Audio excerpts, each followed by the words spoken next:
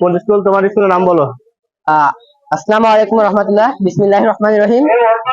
আমরা শহীদ লেফটেন্যান্ট মুশফিক উচ্চ বিদ্যালয়ের পক্ষ হতে একটি প্রজেক্ট উপস্থাপন করেছি। যে প্রজেক্টের প্রধান বিষয়বস্তু হচ্ছে আধুনিক বর্জ্য ব্যবস্থাপনা ও নবায়নযোগ্য শক্তির ব্যবহার। আমরা এখান থেকে রোড থেকে কাঁচা বাজার একটু সম্পূর্ণ একটু দূরে একটি আলাদা অংশে বিভক্ত করেছি, যেখানে ক্রেতার এবং বিক্রেতা খুব সহজে ক্রয় বিক্রয় করতে পারবে। এবং এই বাজারের বাইরের আউটসাইড যেটা, সেই সাইডে আমরা গ্রোসারি সবগুলা রেখেছি।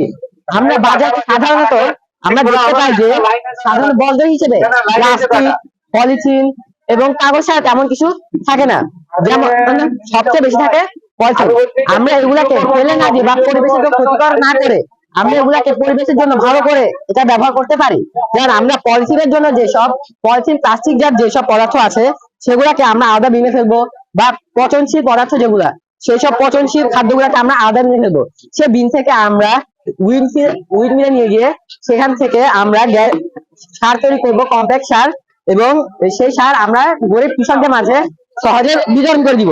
আবার সেই গ্যাস সার তৈরির সময় যে গ্যাস উৎপন্ন হবে, মিথেন গ্যাস, আমরা সেই গ্যাসটাকে ফ্যাক্টরিতে নিয়ে যায় সিলিন্ডার জাত করে আমরা গরিব ঘরে কম দামে বিক্রি করতে পারবো, যাতে আমাদের দেশে আর্থিকভাবে উন্নতি হবে। আবার আমরা প্লাস্টিক যেসব পদার্থ আছে আমরা সেগুলো পরিচ্ছন্ন কর্মীর মাধ্যমে আলাদা একটি বিন বা প্লাস্টিক বিনে নিয়ে গিয়ে সেখান থেকে আমরা ফ্যাক্টরিতে এনে রিসাইক্লিং এর মাধ্যমে এটাকে বিদেশি রপ্তানি করে, বিদেশে বর্তমানে প্লাস্টিকের প্রচুর চাহিদা থাকে, দেশের চাহিদা মিটে আমরা বিদেশে রপ্তানি করে প্রচুর বৈদেশিক মূল্য অর্জন করতে পারি।